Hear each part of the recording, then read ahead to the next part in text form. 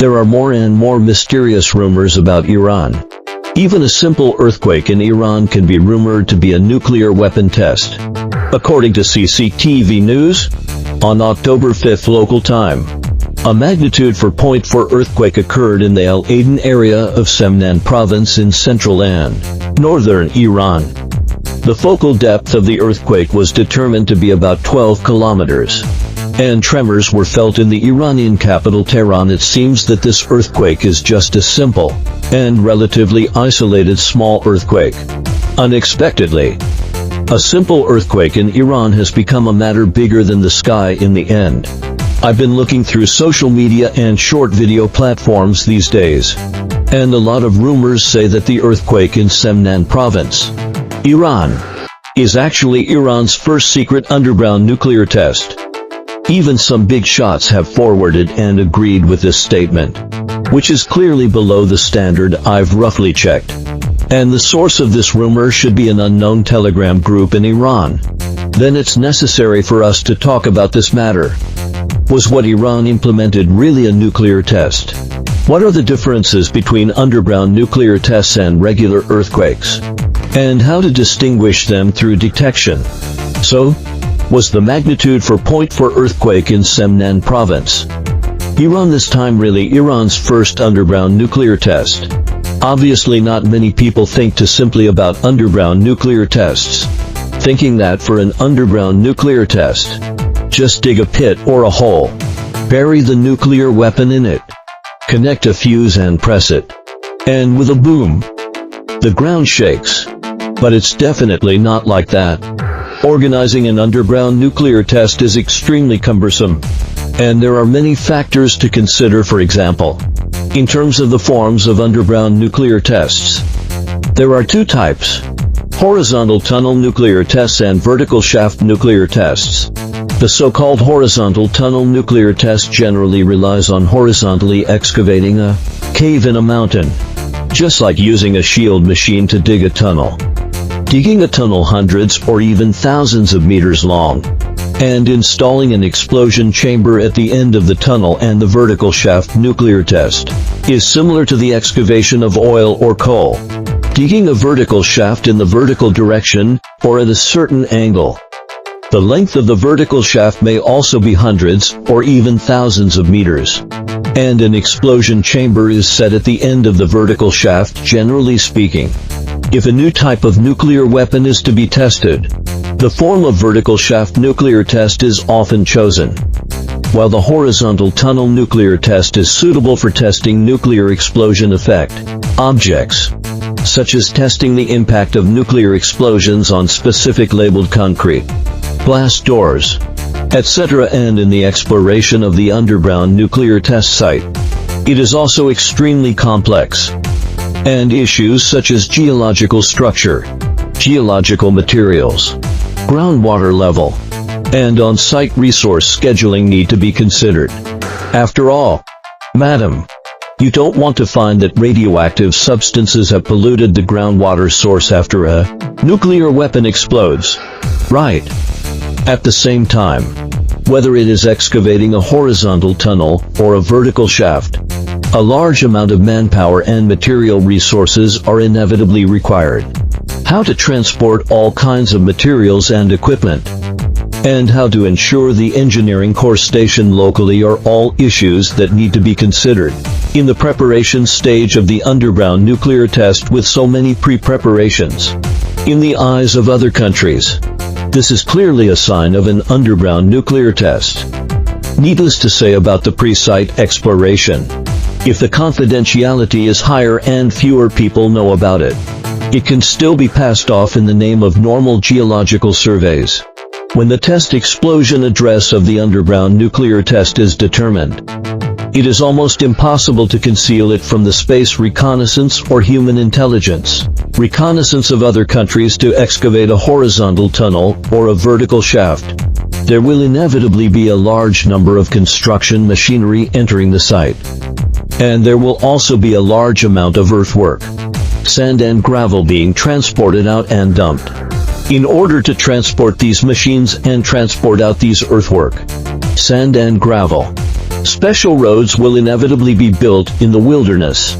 At the same time, special facilities specially prepared for the nuclear test need to be built, such as the assembly and testing plant for nuclear weapons, command and control facilities, test instrument assembly and control facilities, and so on. There are also units such as the engineering corps, base security forces, and test support forces stationed locally. And there will also be a large number of barracks, support facilities, vehicles, etc. The area of some support facilities will not be smaller than that of a small town.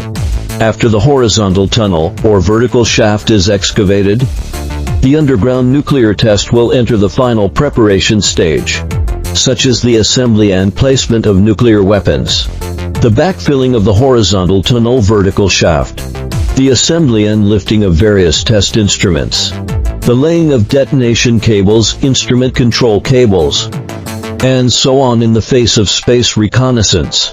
These are all too obvious signs of an underground nuclear test. After all, no one will be indifferent to a small town that suddenly and inexplicably appears in the desert. And no one will be indifferent to a mountain in the desert suddenly having a tunnel excavated or a vertical shaft dug. These signs of the nuclear test are too obvious up to now. No nuclear-armed country has been able to conceal the signs of its own implementation of underground nuclear tests. And they have all been discovered in the excavation stage of the horizontal tunnel or vertical shaft. Through the interpretation of space reconnaissance intelligence, it is even possible to roughly estimate how deep and long your vertical shaft or horizontal tunnel is. And what the design test equivalent is approximately. We can conclude that it is impossible for Iran to quietly dig a horizontal tunnel or a vertical shaft in the Semnan desert. And after preparing for such a long time, it is impossible that it has not been discovered by the space reconnaissance of NATO countries. In fact, looking at the epicenter of the earthquake later announced by Iran, it is actually located by the side of an expressway in Iran. And there is also a farm nearby. Let alone, no country will place the underground nuclear test site by the roadside for you. The preparation stage of the nuclear test is very easy to be discovered.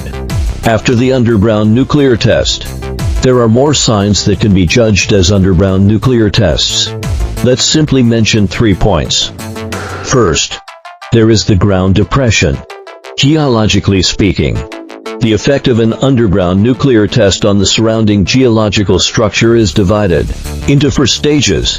The first stage is the underground cavity formed by ultra-high temperature and ultra-high pressure. The second stage is the accumulation of rock and soil in the cave. The third stage is the collapse of rock and soil. The fourth stage is the extension of the collapse of rock and soil to the ground to form ground subsidence or mountain landslides. Judging from the situation of the Nevada nuclear test site in the United States, almost every underground nuclear test will form a typical ground subsidence pit, which will appear within a few hours after the explosion. Once it is suspected that an underground nuclear test has occurred in a certain place, mobilize reconnaissance satellites to take a look to see if there is a ground subsidence pit or mountain landslide, which can be used as the first sign to judge whether an underground nuclear test has occurred. Second, it is a shallow earthquake. The depth of the vertical shaft and the horizontal tunnel of a nuclear explosion are significantly different from that of a natural earthquake. Currently, the deepest nuclear explosion vertical shaft is only 1,000 meters deep, while even a shallow natural earthquake is generally located at a depth of more than 5,000 meters below the ground. More importantly, the earthquakes caused by nuclear tests and natural earthquakes are completely different in seismic waveforms.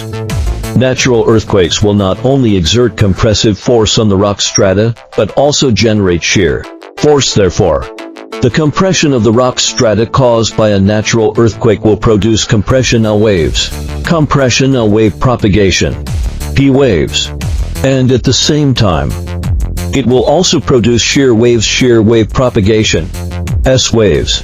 The force that causes great damage to the surface by an earthquake is basically the shear wave generated by the earthquake. In contrast, since an underground nuclear test only forms compression on the rock strata and there is no shear force, the seismic waves of an underground nuclear test basically only have P waves and no S waves.